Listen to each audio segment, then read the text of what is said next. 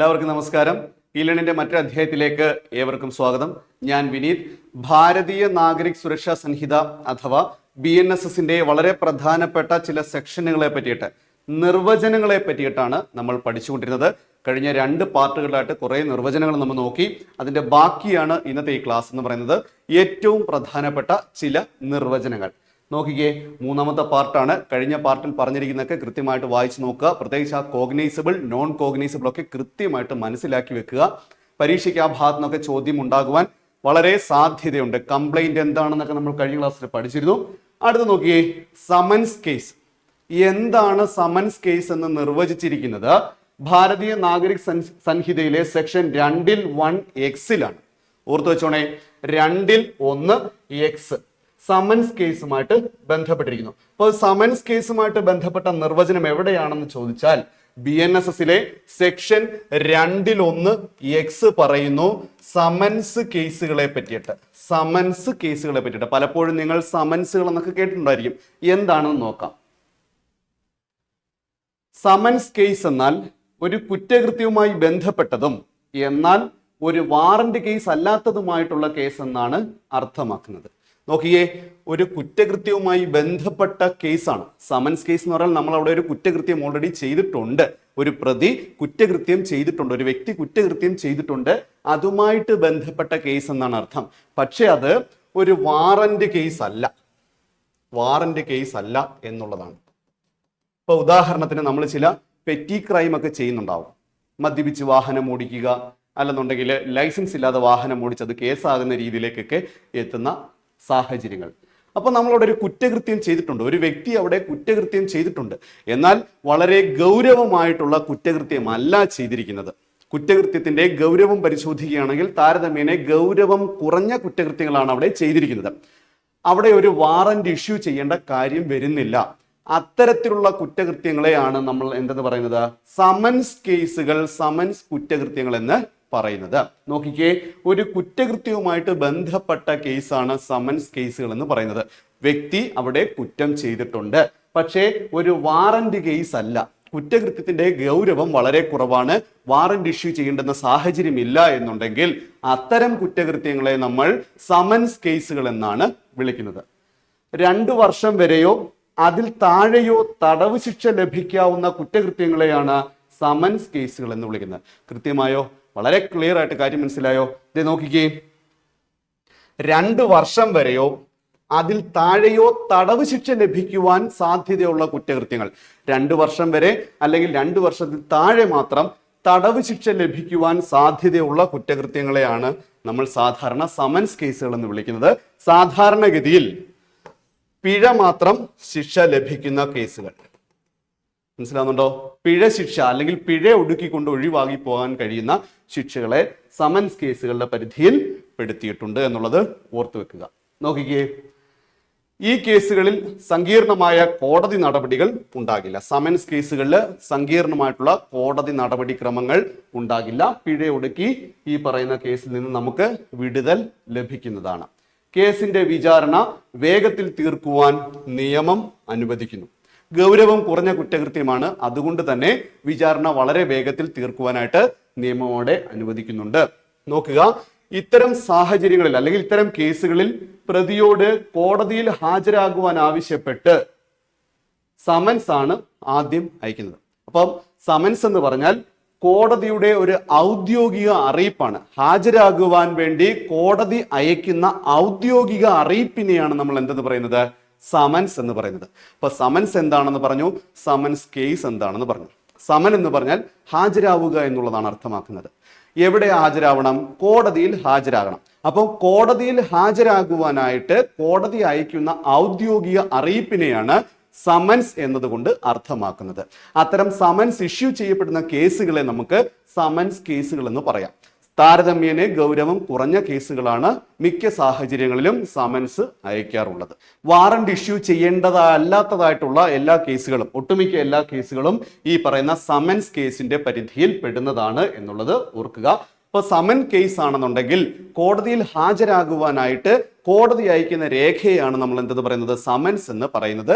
അവിടെ warrant issue ചെയ്യേണ്ട കാര്യമില്ല. പ്രതിയെ അറസ്റ്റ് ചെയ്ത് കൊണ്ടുവരാനായിട്ടുള്ള ഓർഡർ അല്ല, മറിച്ച് കോടതി പറയുകയാണ് പ്രതിയോട് കോടതിയുടെ മുന്നിൽ ഹാജരാകുവാനായിട്ട്. അത്തരം കേസുകളെ, ഗൗരവം കുറഞ്ഞ അത്തരം കേസുകളെയാണ് നമ്മൾ സമൻ കേസുകൾ എന്നതുകൊണ്ട് അർത്ഥമാക്കുന്നത്. ഒരിക്കൽ കൂടി നോക്കുക.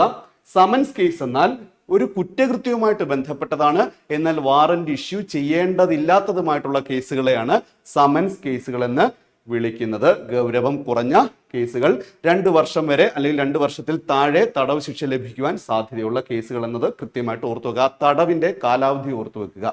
നോക്കിയേ, നിയമപ്രകാരം 2 വർഷത്തിൽ കൂടുതൽ തടവ് ശിക്ഷ ലഭിക്കാവുന്ന കുറ്റകൃത്യങ്ങളെ വാറന്റ് കേസുകൾ എന്ന് വിളിക്കുന്നു. ഇവിടെ ഓർക്കണേ, എന്താണ് വാറന്റ് കേസ് എന്നതുകൊണ്ട് അർത്ഥമാക്കുന്നത്. അപ്പോൾ ഗൗരവം കൂടിയ കുറ്റകൃത്യങ്ങൾ നോക്കുക.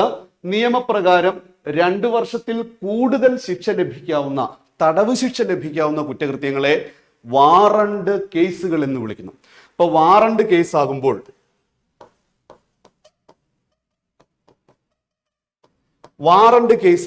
തടവ് ശിക്ഷ എന്ന് പറയുന്നത് 2 വർഷത്തിൽ കൂടുതലായിരിക്കും. എന്നാൽ ഒരു സമൻ കേസ് ആണെന്നുണ്ടെങ്കിൽ തടവ് ശിക്ഷ 2 വർഷത്തിൽ താഴെ ആയിരിക്കും എന്നുള്ളത് ഓർത്തു വെച്ചേക്കുക.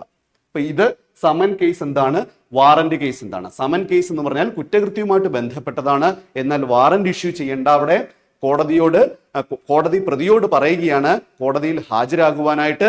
അതുപോലെ തന്നെ വളരെ പ്രധാനപ്പെട്ടതാണ്, 2 വർഷത്തിൽ മാത്രം താഴെ തടവ് ശിക്ഷ ലഭിക്കുന്നതാണ്. എന്നാൽ ഒരു വാറന്റ് കേസ് എന്നാൽ താരതമ്യേന ഗൗരവം കൂടിയ കുറ്റകൃത്യങ്ങളാണ്. അവിടെ വാറന്റ് ഇഷ്യൂ ചെയ്യുന്നുണ്ട്, പ്രതിയെ അറസ്റ്റ് ചെയ്ത് ഹാജരാക്കുവാനായിട്ട് വാറന്റ് ഇഷ്യൂ ചെയ്യുന്നുണ്ട്. 2 വർഷത്തിൽ കൂടുതൽ തടവ് ശിക്ഷ ലഭിക്കാവുന്ന തരത്തിലുള്ള കുറ്റകൃത്യങ്ങളാണ് അവിടെ വരുന്നത് എന്നുള്ളത് കൃത്യമായിട്ട് ഓർത്തു വെച്ചേക്കുക. അടുത്തത് നോക്കിക്കേ, BENESലെ സെക്ഷൻ 2(1)(y) എന്തിനെ പറ്റി പറയുന്നു? വിക്ടിം അഥവാ ഇര അല്ലെങ്കിൽ ബാധിതൻ. ബാധിതൻ എന്ന് പറഞ്ഞാൽ ആണാകാം പെണ്ണാകാം. ആ ബാധിതൻ എന്നുള്ളത് കൊണ്ട് ആണാണ് എന്ന് വിചാരിക്കേണ്ട. അപ്പം ഇര അല്ലെങ്കിൽ ബാധിക്കപ്പെട്ട വ്യക്തി എന്നാണ് അർത്ഥമാക്കുന്നത്. ഒരു ഇരയെ പറ്റി പറയുന്ന അല്ലെങ്കിൽ ബാധിക്കപ്പെട്ട വ്യക്തിയെ പറ്റി പറയുന്ന ഭാരതീയ നാഗരിക് സുരക്ഷാ സംഹിതയിലെ വകുപ്പ് ഏതാണെന്ന് ചോദിച്ചാൽ സെക്ഷൻ 2(1)(y) ആണ്. എന്താണ് ഇരയുടെ അല്ലെങ്കിൽ ബാധിക്കപ്പെട്ട വ്യക്തി അല്ലെങ്കിൽ വിക്ടിം എന്നതിന്റെ നിർവചനം ഉൾക്കൊള്ളുന്ന വകുപ്പ്? Section 2(1)(y). എന്താണ് നിർവചനം എന്ന് നോക്കിക്കേ. വിക്ടിം അല്ലെങ്കിൽ ഇര, ബാധിതനായ വ്യക്തി എന്നാൽ കുറ്റാരോപിതനായ വ്യക്തിയുടെ ഏതെങ്കിലും പ്രവൃത്തിയോ അല്ലെങ്കിൽ വീഴ്ചയോ കാരണം ഏതെങ്കിലും തരത്തിലുള്ള നഷ്ടമോ പരിക്കോ സംഭവിച്ച ഒരു വ്യക്തി എന്നാണ് അർത്ഥമാക്കുന്നത്.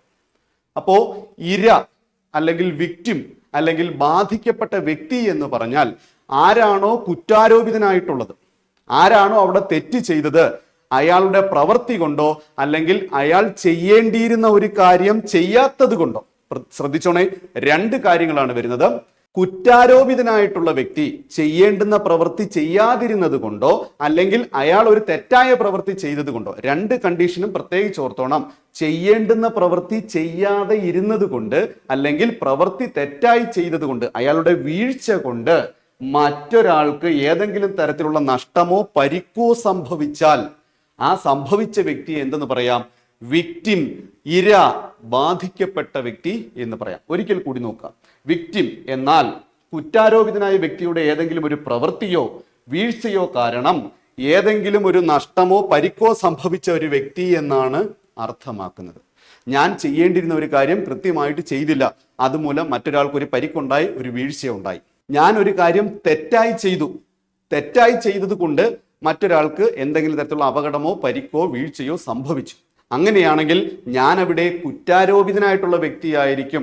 ആർക്കാണോ എൻ്റെ പ്രവൃത്തി കൊണ്ട് നഷ്ടം സംഭവിച്ചത്, വീഴ്ച സംഭവിച്ചത്, അപകടം സംഭവിച്ചത്, പരിക്ക് സംഭവിച്ചത്, അയാൾ വിക്ടിമായി മാറുകയും ചെയ്യും. മനസ്സിലായി കാണുമെന്ന് കരുതുന്നു. അടുത്ത് നോക്കിക്കേ. കൂടാതെ അങ്ങനെയുള്ള ഇരയുടെ രക്ഷിതാവോ നിയമപരമായ അവകാശിയോ ഇതിൽ ഉൾപ്പെടും. അപ്പൊ വിക്ടിം എന്ന് പറഞ്ഞാൽ അനുഭവസ്ഥനായിട്ടുള്ള ആ വ്യക്തി മാത്രമല്ല, പിന്നെയോ ഇരയുടെ രക്ഷിതാവും അവിടെ ആരായിട്ട് വരും? വിക്ടിമായിട്ട് വരും. അതുപോലെ തന്നെ ഇരയുടെ നിയമപരമായിട്ടുള്ള അവകാശി, ലീഗൽ ഹയർ, അവരും ആരാണ്? വിക്ടിമായിട്ട് വരും. അപ്പോ അനുഭവസ്ഥൻ മാത്രമല്ല വിക്ടിമായിട്ട് വരുന്നത്, അയാളുടെ രക്ഷിതാവ് വിക്ടിമായിട്ട് വരാം, അല്ലെങ്കിൽ നിയമപരമായിട്ടുള്ള അവകാശികളും വിക്ടിമായിട്ട് കൺസിഡർ ചെയ്യപ്പെടാം എന്നുള്ളത് കൃത്യമായിട്ട് ഓർത്തോണം.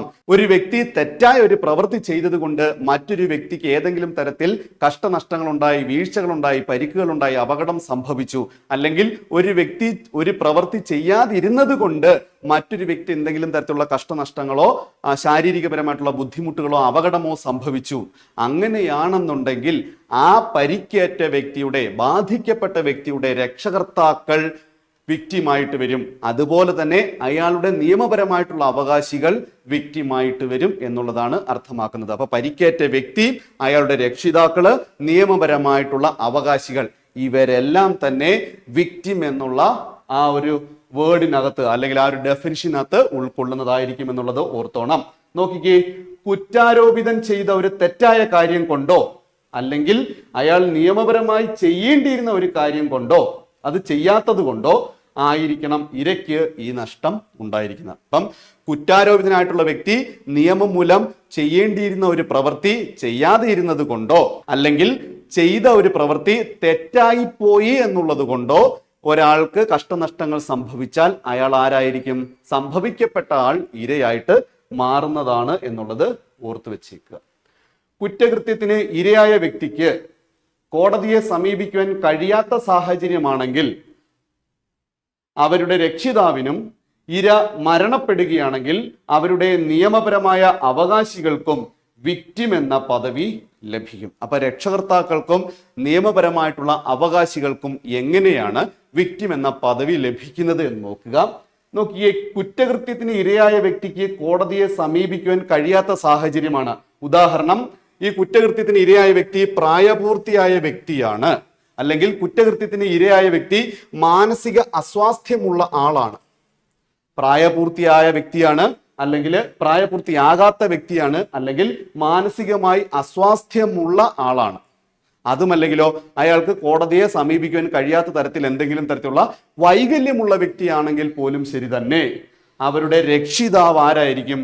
വിക്ടിമായിരിക്കും. അവരുടെ രക്ഷിതാവ് വിക്ടിമായിരിക്കും. ഇനി ഇര എന്തെങ്കിലും സാഹചര്യവശാൽ മരണപ്പെട്ടു പോവുകയാണെന്നുണ്ടെങ്കിൽ അവരുടെ നിയമപരമായ അവകാശി ആരാണ്?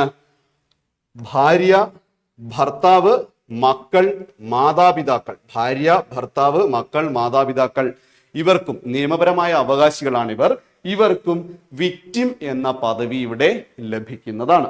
ഇവർക്ക് കോടതി നടപടികളിൽ ഇടപെടാനും നഷ്ടപരിഹാരത്തിന് അപേക്ഷിക്കുവാനും അവകാശമുണ്ട്. അപ്പം ഇരയ്ക്ക് അല്ലെങ്കിൽ ഇരയുടെ നിയമപരമായ അവകാശിക്ക്, അതുമല്ലെങ്കിലോ ഇരയുടെ രക്ഷകർത്താക്കൾക്ക് കോടതി നടപടികളിൽ ഇടപെടാനും നഷ്ടപരിഹാരത്തിനും അവകാശമുണ്ട് എന്നുള്ളത് കൃത്യമായിട്ട് ഓർത്തു വെച്ചോണം. ഓക്കെ, അടുത്ത നോക്കിക്കേ, ഇരയെ പറ്റിയിട്ടാണ് നമ്മൾ പറഞ്ഞത്. അടുത്ത് നോക്കിയേ, വാറന്റ് കേസ് എന്താണ്? നമ്മളൊരു സമൻസ് കേസ് പഠിച്ചു. അടുത്തത് വാറന്റ് കേസ് എന്താണ്? BNSSലെ സെക്ഷൻ 2(1)Z ഓർക്കണം. ഭാരതീയ നാഗരിക് സുരക്ഷാ സംഹിതയിലെ സെക്ഷൻ 2(1)Z എന്തിനെ പറ്റി പറയുന്നു? വാറന്റ് കേസിന്റെ നിർവചനത്തെ പറ്റി പറയുന്നു. ചോദ്യം ഇങ്ങനെയും വരാം, വാറന്റ് കേസിന്റെ നിർവചനത്തെ പറ്റി പറയുന്ന BNSSലെ സെക്ഷൻ ഏത്? Section 2(1)Z. നോക്കുക, എന്താണ് ഒരു വാറന്റ് കേസ് എന്നുള്ളത്. വാറന്റ് കേസ് എന്നാൽ വധശിക്ഷയോ ജീവപര്യന്തം തടവോ അല്ലെങ്കിൽ 2 വർഷത്തിൽ കൂടുതൽ കാലാവധിയുള്ള തടവോ നൽകി ശിക്ഷിക്കപ്പെടാവുന്ന ഒരു കുറ്റകൃത്യവുമായി ബന്ധപ്പെട്ട കേസ് എന്നതാണ് അർത്ഥമാക്കുന്നത്. നമ്മൾ മനസ്സിലാക്കേണ്ടത്, ഒറ്റ വാക്കിൽ പറഞ്ഞാൽ വളരെ ഗൗരവമുള്ള കുറ്റകൃത്യം. മനസ്സിലാവുന്നുണ്ടോ? വളരെയധികം ഗ്രാവിറ്റി ഉള്ള കുറ്റകൃത്യം എന്നുള്ളതാണ്, അല്ലെങ്കിൽ വലിയ കുറ്റകൃത്യം എന്നുള്ളത് മനസ്സിലാക്കി വെച്ചോണം. ഒറ്റ വാക്കിൽ പറഞ്ഞാൽ വലിയ കുറ്റകൃത്യം. നോക്കിയേ, വാറന്റ് കേസ് എന്നാൽ ശിക്ഷ കാണുമ്പോൾ തന്നെ അറിയാം, വധശിക്ഷയോ ജീവപര്യന്തം തടവോ അല്ലെങ്കിൽ 2 വർഷത്തിൽ കൂടുതൽ കാലാവധിയുള്ള തടവോ നൽകി ശിക്ഷിക്കപ്പെടാവുന്ന ഒരു കുറ്റകൃത്യവുമായി ബന്ധപ്പെട്ട കേസ്. അപ്പോ ഗൗരവതരമായിട്ടുള്ള കുറ്റകൃത്യവുമായി ബന്ധപ്പെട്ട കേസിനെയാണ് നമ്മൾ എന്തെന്ന് പറയുന്നത്? വാറന്റ് കേസ് എന്ന് പറയുന്നത്. BNSSലെ സെക്ഷൻ 2(1)Z എന്തിനെ പറ്റി പറയുന്നു? വാറന്റ് കേസിന്റെ നിർവചനത്തെ പറ്റി പറയുന്നു. അടുത്ത നോക്കിക്കേ, ഒരു കുറ്റത്തിന് നിയമപ്രകാരം ലഭിക്കാവുന്ന പരമാവധി ശിക്ഷ 2 വർഷത്തിന് മുകളിലാണെങ്കിൽ അത് വാറന്റ് കേസായി മാറും. അപ്പൊ എപ്പോഴാണ് വാറന്റ് കേസായിട്ട് മാറുന്നത്? ഒരു സാധാരണ കുറ്റകൃത്യം ഒരിക്കലും വാറന്റ് കേസായിട്ട് മാറത്തില്ല. എപ്പോഴാണ് വാറന്റ് കുറ്റകൃത്യമായിട്ട് മാറുന്നത് എന്ന് ചോദിച്ചാൽ, കുറ്റകൃത്യത്തിന്റെ ശിക്ഷയെ പറ്റി നോക്കുകയാണെങ്കിൽ 2 വർഷത്തിന് മുകളിൽ കുറ്റകൃത്യത്തിന് ലഭിക്കാവുന്ന ശിക്ഷ 2 വർഷത്തിന് മുകളിലാണെങ്കിൽ അത്തരം കുറ്റകൃത്യങ്ങൾ വാറണ്ട് കേസായിട്ട് മാറും. നോക്കിക്കേ, അതിപ്പോ 3 വർഷമാകാം, 7 വർഷമാകാം, ജീവപര്യന്തമാകാം, വധശിക്ഷയാകാം. അപ്പോൾ ഒരു വാറണ്ട് കേസ് എന്ന് പറഞ്ഞാൽ ആ കേസുമായിട്ട് ബന്ധപ്പെട്ട അല്ലെങ്കിൽ ആ കുറ്റകൃത്യത്തിന് ലഭിക്കാവുന്ന ശിക്ഷ 2 വർഷത്തിന് മുകളിലാണെങ്കിൽ വാറന്റ് കേസായി എന്നുള്ളത് മനസ്സിലാക്കി വെക്കുക. ഇത്തരം കേസുകളിൽ പ്രതിയുടെ ഭാഗത്ത് നിന്നും വലിയ തെറ്റുകൾ നടന്നിട്ടുള്ളതിനാൽ വളരെ വിശദവും കർശനവുമായ വിചാരണാ നടപടികളാണ് കോടതി സ്വീകരിക്കുക. അപ്പൊ കോടതിയുടെ മുന്നിൽ ഒരു വാറണ്ട് കേസാണ് എത്തുന്നതെങ്കിൽ വളരെ കൃത്യമായിട്ടുള്ള കോടതിയുടെ പ്രൊസീഡിങ്സ് അതിനകത്തുണ്ടാകും. വളരെ കർശനവും വിശദവുമായിട്ടുള്ള വിചാരണാ നടപടി, ട്രയൽ പ്രൊസീഡിങ്സ് അവിടെ ഉണ്ടാകും എന്നുള്ളത് ഓർത്തോണം. വാറണ്ട് കേസുകൾ എന്നാൽ കൃത്യമായിട്ടും ലഭിക്കാവുന്ന ശിക്ഷ എന്ന് പറയുന്നത് 2 വർഷത്തിന് മുകളിലുള്ള ശിക്ഷയായിരിക്കും. അത്തരത്തിലുള്ള കുറ്റകൃത്യങ്ങളെയാണ് വാറണ്ട് കേസുകൾ എന്ന് പറയുന്നത്. സാധാരണ ഇത്തരം കേസുകളിൽ പ്രതിയെ കോടതിയിൽ ഹാജരാക്കുവാൻ സമൻസിന് പകരം നേരിട്ട് വാറന്റ് അയക്കുവാനാണ് നിയമം നൽകുന്നത്. അപ്പൊ 2 വർഷത്തിന് മുകളിൽ ശിക്ഷ ലഭിക്കാവുന്ന കുറ്റകൃത്യം ചെയ്ത ഒരു വ്യക്തിയെ കോടതി അറസ്റ്റ് വാറന്റ് ആണ് അയക്കുന്നത്. കോടതിയിൽ ഹാജരാക്കുവാനായിട്ട് സമൻസ് അല്ല അയക്കുന്നത്, മറിച്ചോ അറസ്റ്റ് വാറന്റ് ആണ് സാധാരണഗതിയിൽ അയക്കാറുള്ളത്. ഓർത്തു വെച്ചേക്കുക. സാധാരണ എത്തരം കേസുകളിലാണ് വാറന്റ് കേസുകളിൽ. ഇപ്പോൾ വാറന്റ് കേസുകളിൽ പ്രതിയെ കോടതിയിൽ ഹാജരാക്കുവാൻ സമൻസ് അല്ല അയക്കുന്നത്, പിന്നെ എന്താണ്? വാറന്റ് ആണ് അയക്കുന്നത്. എന്താണ് വാറന്റ്? അറസ്റ്റ് ചെയ്യുവാനുള്ള ഉത്തരവ്. അപ്പോൾ കോടതി ഒരു വ്യക്തിയെ അറസ്റ്റ് ചെയ്യുവാൻ വേണ്ടി പുറപ്പെടുവിക്കുന്ന ഉത്തരവിനെയാണ് നമ്മൾ അറസ്റ്റ് വാറന്റ് എന്നതുകൊണ്ട് അർത്ഥമാക്കുന്നത്. അപ്പോൾ ഒരു വാറണ്ട് കേസിൽ ഉൾപ്പെട്ട വ്യക്തിയെ അല്ലെങ്കിൽ 2 വർഷത്തിൽ കൂടുതൽ തടവ് ശിക്ഷ ലഭിക്കാവുന്ന കുറ്റകൃത്യം ചെയ്ത ഒരു വ്യക്തിയെ കോടതി ഹാജരാക്കുവാൻ പറയുന്നത് സമൻസ് അയച്ചിട്ടായിരിക്കണമെന്നില്ല, മറിച്ചോ അറസ്റ്റ് വാറന്റ് ആണ് ഇഷ്യൂ ചെയ്യുന്നത്. എന്താണ് വാറന്റ്? കോടതി പുറപ്പെടുവിക്കുന്ന ഉത്തരവ്. എന്തിനു വേണ്ടിയിട്ട്? ഒരു വ്യക്തിയെ അറസ്റ്റ് ചെയ്യുവാനായിട്ട് കോടതി പുറപ്പെടുവിക്കുന്ന ഉത്തരവിനെയാണ് നമ്മൾ എന്തെന്ന് പറയുന്നത്? വാറന്റ് എന്നതുകൊണ്ട് അർത്ഥമാക്കുന്നത്. അപ്പോൾ വാറണ്ട് കേസുകളിൽ വാറന്റ് ആണ് ഇഷ്യൂ ചെയ്യുന്നത്. എന്തുകൊണ്ടാണ് വാറന്റ് ഇഷ്യൂ ചെയ്യുന്നത്? ആ പ്രതി ചെയ്ത കുറ്റകൃത്യം 2 വർഷത്തിന് മുകളിൽ തടവ് ശിക്ഷ ലഭിക്കാവുന്നതായതിനാൽ, കുറ്റകൃത്യത്തിന്റെ ഗൗരവം കൂടുതലായതിനാൽ. ഓക്കെ, അപ്പോൾ വളരെ പ്രധാനപ്പെട്ട ചില സെക്ഷനുകൾ നമ്മൾ പറഞ്ഞു കഴിഞ്ഞു. നന്നായിട്ട് പഠിക്കുക. സംശയങ്ങൾ ഉണ്ടായിക്കൊണ്ടേയിരിക്കും. റിവൈസ് ചെയ്ത് ക്ലാസ്സുകൾ കാണുക. ലൈവ് സെഷൻസ് കൃത്യമായിട്ട് അറ്റൻഡ് ചെയ്യുക. എല്ലാവർക്കും നന്ദി, നമസ്കാരം.